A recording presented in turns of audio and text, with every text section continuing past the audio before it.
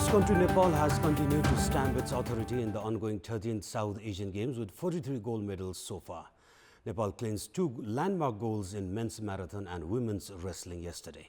Despite apprehensions prior to the Games, the performance of Nepalese athletes has brought wide smiles among the sports enthusiasts back home.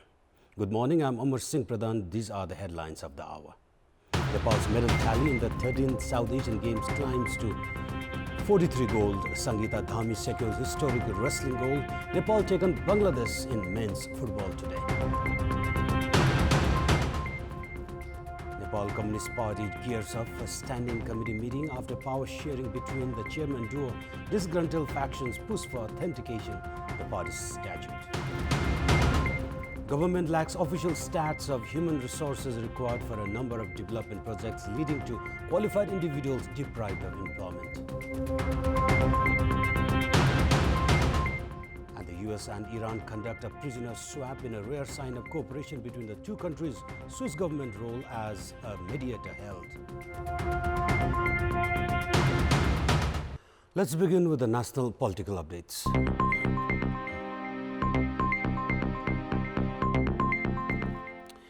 Executive Chairman of the ruling Nepal Communist Party, Pushpakamal Dahal, has initiated groundworks to hold the central and standing committee meetings in a bid to expedite the party activities.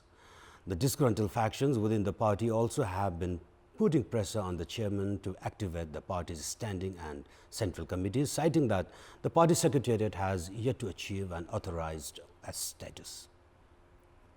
The NCP could conclude the party integration process only in 19 months following a unification, after having a hard time to do so due to the intra-party dispute on power sharing.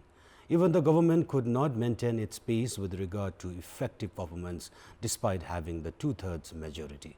Although the party leadership has said that the power sharing between the two chairmen has already been sorted out, the responsibilities of the remaining party central members are yet to be determined. The party's senior leaders, however, have insisted that the speed of both the government and the party would now expedite in the coming days. The jurisdiction of the party's co-chairman Dahal, who is said to have been granted the executive role, nonetheless also remains disputed.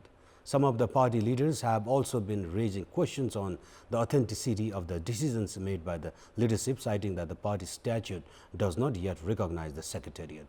That the leadership is currently in pressure to hold effective discussions on the important issues by calling the standing committee meeting. The party has two separate factions affiliated with Chairman KP Sharma Oli and senior leader Madhakumar Nepal at both the central and lower levels. Likewise, separate factions affiliated with Chairman Dahal, Narayan Kaji Shrestha and Ram Bahadur Thapa of the erstwhile CPN Maoist Center are currently active within the party. The question falls between the very intra-party factions until the standing committee would determine the actual jurisdictions within the party in the coming days. And moving on, the positions for justices at the Supreme Court has remained vacant since 20th of November last month. A member of the Judicial Council itself has started opting for the position recently, which has rippled the entire judicial sector. Member of the Judicial Council Padam Vaidik resigned earlier this Wednesday with still a year remaining for his tenure. Chief Justice Cholendra Samsar Rana held the Judicial Council meeting the very next day to recommend Vaidik as a Supreme Court Justice. His appointment, however, has been stalled due to objections from Nepal Bar Association, among other stakeholder authorities. Earlier, Upendra Kesari Neupane too had opted for the position of Supreme Court Justice from the Judicial Council. The Bar Association has said that such a practice would tarnish the reputation of the judicial sector. The Judicial Council is itself an authority responsible for employing justices and monitoring their activities. However, the appointments in this regard have increasingly been made based on political affiliations rather than qualifications and experience. The Chief Justice holds the responsibility of maintaining the authenticity of country's justice delivery mechanism as a head of the entire judiciary and also the Judicial Council. However, any attempt to endorse the influence and power of certain interest groups without duly considering importance and future of the judiciary would build an impression among the public of himself shying away from his responsibilities. And we'll take a short break here for more news. Do stay with us. The government has adopted policy to recruit required human resources for development works through the local employment service centers, with employment being enshrined in the constitution as a fundamental right. As per the existing provision, only Nepalese citizens can be deployed for the activities run with expenses from the state coffers. However, the government does not even have any statistics to determine the number and quality of workers required for different development programs. The government has moved forward a number of infrastructure projects in a bid to expedite development works across the country. The Rasuagari-Kathmandu, along with Kathmandu-Birganj Railways and Nisgad International Airport, among others, are currently under the government's topmost priorities. With the introduction of development programs as per the government's policies and programs and the annual budget, ministers of different portfolios pledged to provide enough employment opportunities for youths in the country itself. However, the government does not even have any statistics to determine the number of employees required for the national development projects. As per the latest assessment, there are around 900,000 qualified unemployed citizens within the country.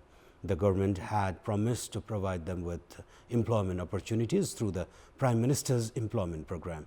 The pledge has, however, failed to materialize due to the authorities' indifference in maintaining statistics of the qualified individuals in line with the required human resources.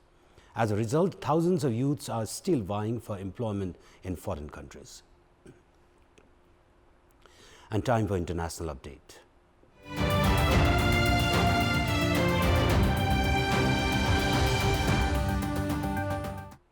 The US and Iran have conducted a prisoner swap in a rare sign of cooperation between the two countries. The exchange involved a Chinese-American researcher convicted of spying in Iran and an Iranian scientist held by the US. Both deny wrongdoing. Iran's foreign minister said he was glad as he announced the exchange. Hours later, US President Donald Trump tweeted to thank the Iran government for the deal, saying that he was also ready for future agreements. Zhu Wang was arrested in Iran in 2016 for what was said collaborating with foreign governments. Masoud Soleimani, a stem cell expert, was arrested at a Chicago airport last year.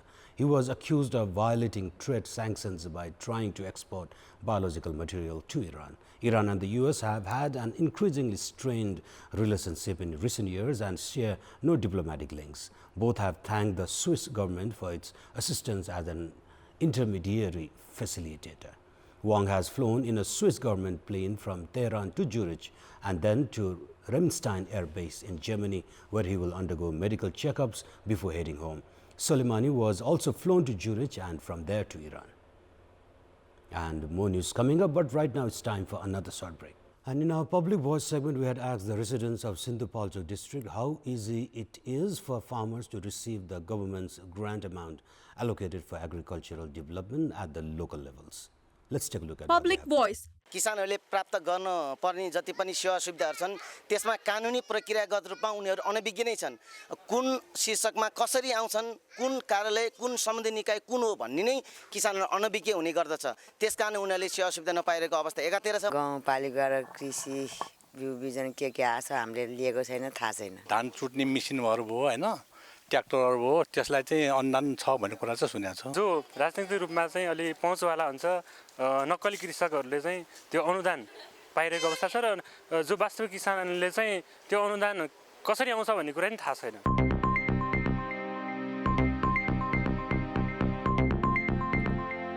And now time for our segment Public Pulse, where it texts us with their opinion.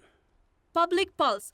What's your take on the lack of identification of required human resources in various sectors?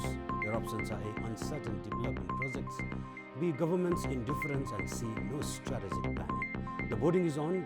Type NEWS, select your option A, B or C and send it to 34001 to share your opinion with us. Let's move on to the sports update. Sports news. The number of gold medals clinched by the host nation Nepal has increased to 43 in the ongoing 13th South Asian Games. Nepal added 2 more gold medals to the tally after emerging victorious in men's marathon and women wrestling yesterday. Nepal has bagged the marathon goal after 24 years as Kiran Singh Bogati did the nation proud, clinching the marathon goal with a timing of 2 hours 21 minutes and 16 seconds. Likewise, Nepal has bagged the historic first gold medal under women's wrestling yesterday.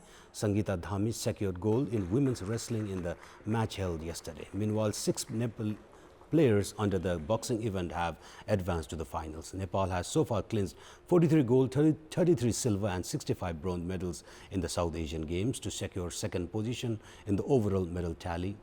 India is currently in the first position with 103 gold, 70 silver and 35 bronze medals, while Sri Lanka is in the third position with 31 gold, 54 silver and 82 bronze medals. Nepal's national football team takes on Bangladesh in the last league match of the 13th SAG later today.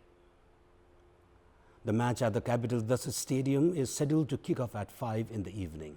Nepal currently stands in the second position with 7 points from 3 matches. Bangladesh is in the third position with 4 points from 3 matches. Even a draw in the match today will propel the host nation into the finals. Bangladesh, on the other hand, need a win to move into the finals. Bhutan has already advanced to the finals with a 3-0 win over Sri Lanka. The winner of today's virtual semi-final will clash against Bhutan in the finals on Tuesday. And time now for our special segment, Around the World.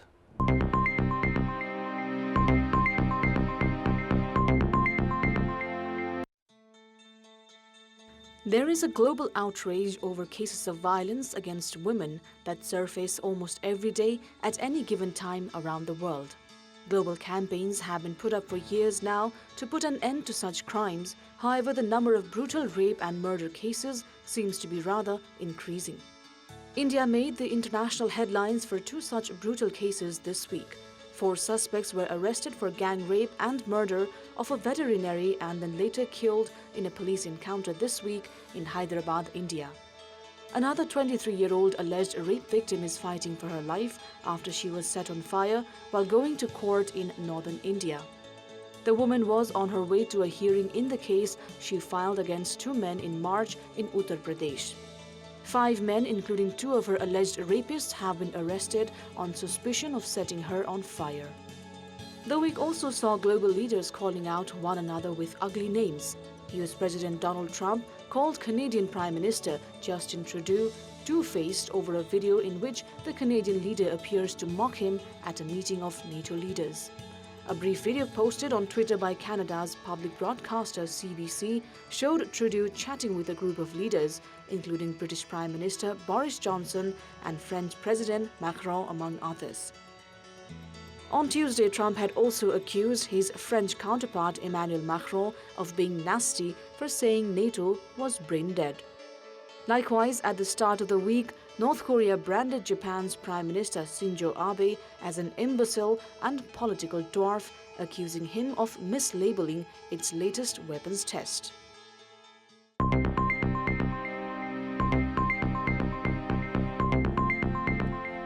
And a look at the top stories one more time. Nepal's gold medal tally in the 13th South Asian Games climbs to 43. Sangeeta Dhami secures historic wrestling gold. Nepal take on Bangladesh in men's football today. Nepal Communist Party gears up for standing committee meeting after power sharing between the chairman duo. Disgruntled factions push for authenticating the party statute. Government lacks official stats of human resources required for a number of development projects, leading to qualified individuals deprived of employment. And the US and Iran conduct a prisoner swap in a rare sign of cooperation between the 2 countries. Swiss government's role as a mediator held. And those were the latest headlines. Next English Bulletin at 8:11. Stay with us for more news and entertainment on KTVSD. Good day.